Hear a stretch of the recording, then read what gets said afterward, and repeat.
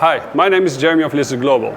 Today I'll be talking about design thinking and how to apply it to existing organizations with a legacy infrastructure. I'll take you through all the different steps and I'll give you concrete examples of how to apply it to your organization.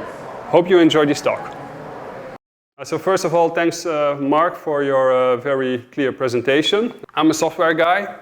Same as Mark, by the way, we studied together back in the days. So I'll be focusing my story mostly from a software development perspective. That being said, as Mark clearly indicated, design thinking is methodology that you can apply throughout your organization, also in different departments. So one of the things that Mark just described was this cycle. You start with an idea, oh, fantastic idea, you quickly go build that, you launch it, and you gather data. At least that's what you think you're going to do in theory.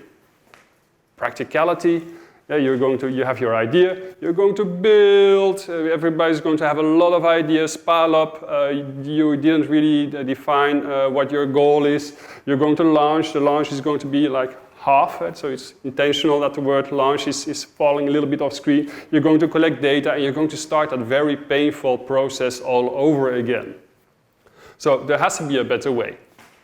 And that better way is to introduce between the idea and the build cycle the design thinking workshops. So basically this is what the workshop, what the design thinking methodology looks like. So basically what we're going to do is first we're going to expand on all the challenges. Then we're going to focus those challenges into one single focused question that we all agree on. And then from that single focused question, we're going to diverge again into possibilities to converge again, get to one point, what is a prototype that we can then validate, here indicated in yellow.